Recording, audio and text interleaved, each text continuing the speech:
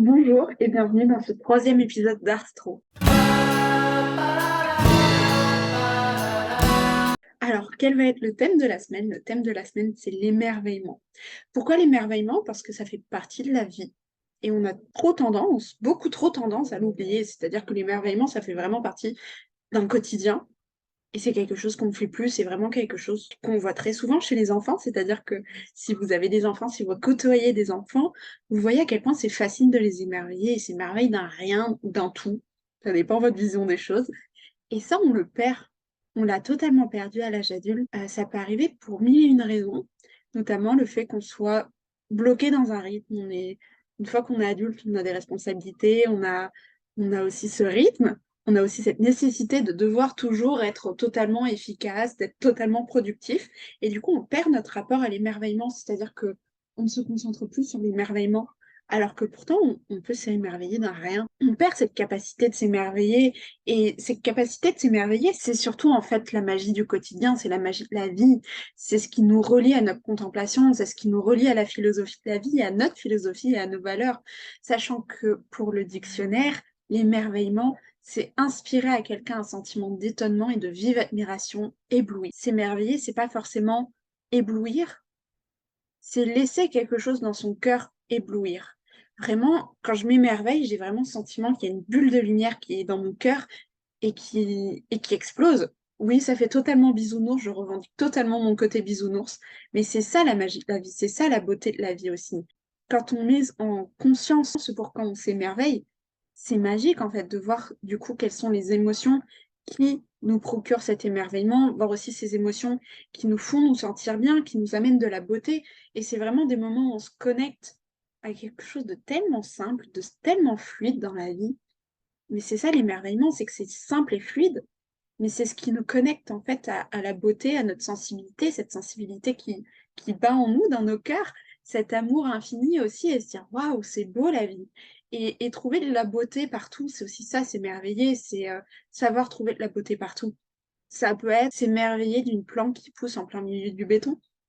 L'émerveillement, ça n'a pas besoin de grand-chose. Ça peut être autant aller voir un spectacle de cirque et prendre ses lunettes d'enfant et être émerveillé par le spectacle qu'on voit, mais ça peut aussi tout autant être s'émerveiller de la nature et de ce qu'il y a autour de nous et de ce qui vit et de ce qui grandit et de ce qui pousse et de ce qui jaillit et voir aussi s'émerveiller aussi de ce qu'on est capable de créer, ce qu'on est capable de ressentir. C'est aussi s'émerveiller de la beauté qu'on peut ressentir et toutes ces émotions, cette palette d'émotions qu'on peut avoir à tout moment.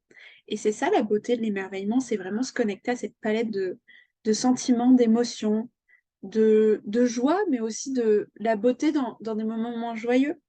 La beauté aussi de notre empathie, de notre sensibilité, la beauté de ressentir tout, même dans les moments les plus compliqués, la beauté aussi de juste une attention. Ça peut être la beauté de n'importe quoi. C'est, c'est ça la magie de la vie et la magie de l'émerveillement. C'est vraiment être dans cette beauté et partager en fait ces sentiments qui pour moi sont très humains de partage, d'empathie, d'amour. Et ça peut prendre diverses formes comme un mot, une attention, un geste, un cadeau. C'est juste ça aussi, accueillir et c'est partager. Et c'est ça la beauté de la vie d'artiste. Et c'est aussi ça, en fait, la beauté de l'émerveillement, c'est qu'on est vraiment dans l'instant présent. C'est-à-dire qu'on s'émerveille de ce qui est là à l'instant présent. Et on n'est pas ailleurs, on n'est pas hier, on n'est pas à ce qui s'est passé il y a 10 ans, on n'est pas à l'évolution de notre projet. On est vraiment à cet instant présent, à ce bonheur pur et concret ici, maintenant. Et juste, on savoure, on est dans son corps, on savoure les émotions qui naissent dans notre poitrine, on savoure les sentiments qui sont là, les émotions, on savoure aussi ce qui se passe à cet instant, et c'est ça la beauté de la chose. Et on parle beaucoup dans le développement personnel et spirituel de l'instant présent, vivre dans l'instant présent, dans l'ici et le maintenant. Et en fait, l'émerveillement permet vraiment de vivre ça et de s'y connecter d'une manière toute simple et toute fluide. Ça peut être s'émerveiller aussi de fleurs qui sont là, du printemps qui revient. Et c'est tout simple et c'est tout beau. Et c'est ça qui aussi favorise beaucoup à connecter à son flow. L'épisode de la semaine prochaine sera justement sur le flow artistique, accueillir son flow. Et l'émerveillement, ça fait partie de cet accueil du flow. C'est vraiment, on est là et on savoure et on est dans son flow. On pense à rien, on est juste là, présent, avec la beauté des émotions qui se passent et on savoure. Et c'est juste un petit moment de bonheur. ou un grand moment de bonheur. Ces moments d'émerveillement, ils sont simples, il n'y a pas besoin de grand-chose pour déclencher l'émerveillement, mais c'est des moments magiques où vraiment il y a toute cette magie de la vie, il y a cette magie du temps, cette magie de la sensibilité. C'est des choses qui nous touchent, c'est des émotions qui nous aident à vivre. Et c'est ça aussi la magie, et c'est ça qui nous fait nous sentir bien, et ce qui fait qu'on partage cette beauté aussi, et qu'on peut la repartager après avec notre expression de soi dans notre art. Maintenant, on va passer au transit astro de la semaine.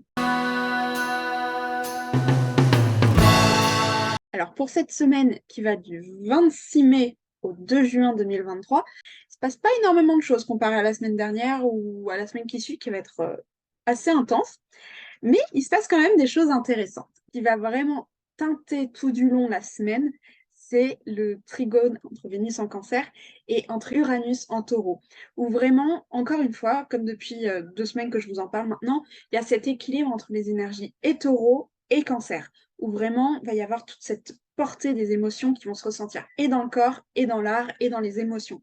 Et en fait, ça peut nous amener aussi à vouloir changer des choses.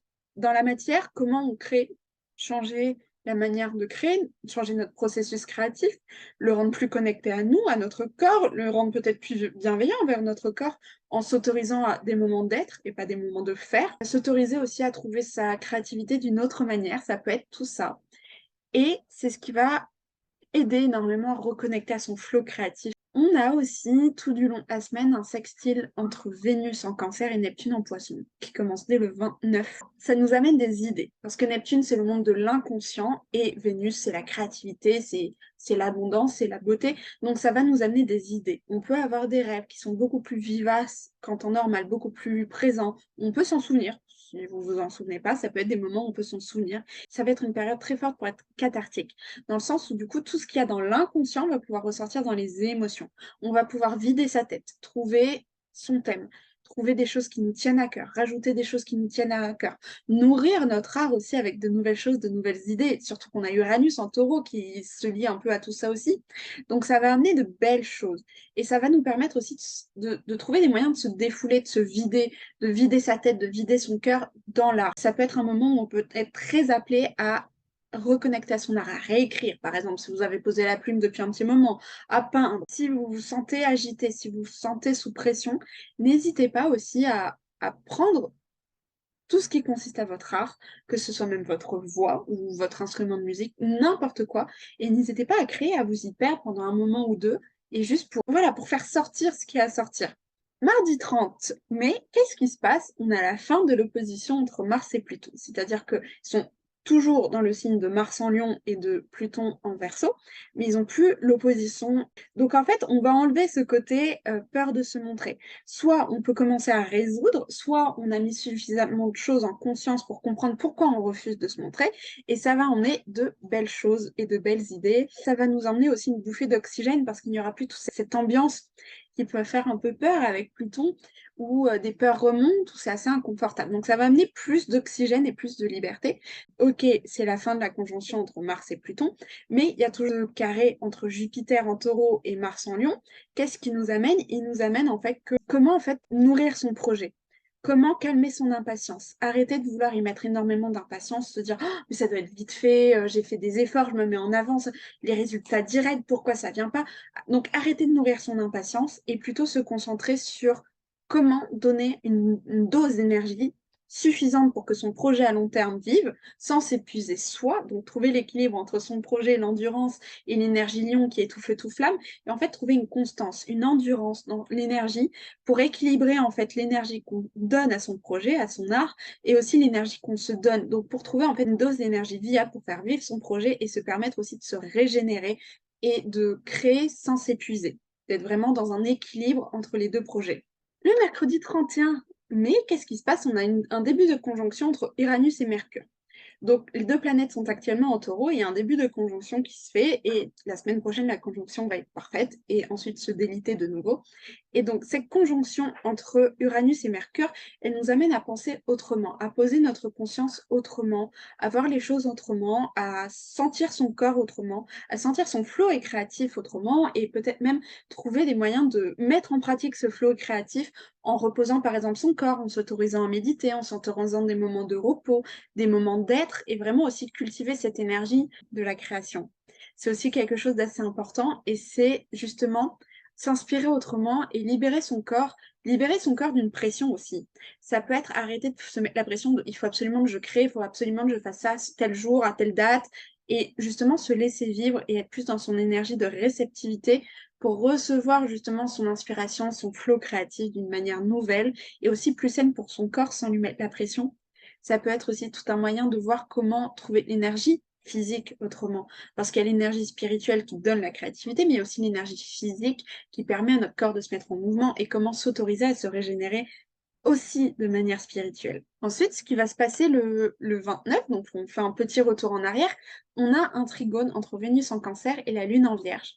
Et cette Lune en Vierge, elle va être aussi opposée à Neptune en Poisson. Ça va être très rapide, la Lune étant un astre très rapide, ça va faire ces aspects-là de manière assez rapide. Dans le sens où ça va être une journée où les émotions, on va pouvoir peut-être les capter. La Lune étant le monde émotionnel, en Vierge, très analytique, très porté dans les détails, dans la compréhension, dans l'intellectualisation. En fait, ça va nous amener aussi à pouvoir comprendre nos émotions, peut-être les disséquer, comprendre d'où ça vient, sachant qu'en plus c'est opposé à Neptune, le monde de l'inconscient qui est en Poisson, donc à domicile, où vraiment l'inconscient, il est vraiment impalpable, il est vraiment très spirituel. En fait, ça va nous permettre de peut-être mettre en lumière des choses, d'avoir une vision plus claire pour comprendre ce qui peut nous retenir. Ça va être aussi avoir une vision plus claire de ce qui nous a touchés, de ce qui nous a blessés, de ce qui nous blesse encore, de peut-être ce qui nous empêche de nous pousser, parce qu'inconsciemment, on peut peut-être aussi se dire: «Je n'ose pas créer parce que c'est pas assez bon» ou parce qu'un jour on m'a fait une critique. Donc comprendre aussi inconsciemment ce qui nous bloque et le décortiquer avec la lune en Vierge pour vraiment, en fait, se libérer, avoir une vision plus claire, enlever ces côtés très durs envers soi. Donc ça peut être enlever, déprogrammer une notion qu'on a eue qui nous empêche d'avancer, ou ça peut être aussi avoir une vision plus claire et avoir plus de bienveillance envers soi. C'est-à-dire ne pas prendre toutes les critiques ou tous les commentaires pour soi, mais aussi s'autoriser à avoir de la bienveillance et dire: «Oui, mais là, ils ont peut-être pas aimé ce que j'ai fait, mais moi, ça m'a plu, j'ai aimé, j'aime le résultat», et rebalancer tout ça. Ça va être aussi ce qui est avec aussi la Vénus, donc qui est en lien avec ça, Vénus en Cancer, ça peut être aussi ça, enlever la charge émotionnelle qu'il peut y avoir par rapport à ça, pour s'autoriser plus de bienveillance et envers soi et envers les remarques de nos proches. Ça peut aussi être pour aussi enlever la charge émotionnelle à connecter à sa créativité, à son flow créatif. Donc ça dépend vraiment de vous, de comment vous vivez les choses, de comment vous vivez cette énergie. Ça va dépendre de 1000 et un facteurs. Déjà de votre vie, de votre astrologie, de comment ça résonne avec ce thème qui, pour le coup, est une analyse de transit d'un point de vue global. Donc ça va dépendre de plein de choses. Moi, je pense que cette conjonction, surtout le 29, va être très intéressante pour débloquer pas mal de choses et peut-être commencer à mettre en lumière des moyens de vous débloquer pour mieux connecter à votre flow créatif, à votre créativité, à votre plaisir de créer et vous débloquer et enlever des choses et avoir ce côté en même temps très vierge poisson de la dévotion, donc pour mieux se dévouer à son art, se dévouer en fait à ce qui nous fait plaisir, s'y dévouer totalement, se dévoue totalement à la sensibilité qu'il a, à ce qu'il veut faire, à ce qu'il veut créer comme émotion. Mais il y a aussi le fait d'être beaucoup plus dans la bienveillance envers soi, de aussi se détacher du résultat, se détacher des attentes et se détacher de plein de choses pour en fait vivre le moment présent, être dans le flow et s'émerveiller aussi de ce qu'on crée. Et là, la boucle est bouclée. Voilà. Donc c'est aussi ça l'avantage de cet aspect, c'est pour ça que je finis par lui. C'est parce que pour moi, c'est vraiment le plus important et c'est ce qui va donner un facteur créativité assez fort par la suite. Voilà, donc c'est tout pour cet épisode d'Astro. Merci beaucoup pour votre visionnage, pour votre écoute. N'hésitez pas, si vous le souhaitez, vous avez la newsletter ou dans la newsletter, vous avez des questions d'astro-coaching en lien avec ce qui a été dit pendant cet épisode pour vous aider justement à aller plus en profondeur dans toutes ces émotions, dans tout ce qui se passe pour créer un meilleur rapport avec votre créativité et avec votre art. Voilà, donc n'hésitez pas, le lien est dans la description. En tout cas, j'espère que ça vous a plu, que ça vous plaît, que ça vous aide. N'hésitez pas à me faire des retours et je vous retrouve avec grand plaisir la semaine prochaine. Je vous souhaite donc une bonne semaine et tout plein d'amour et de créativité.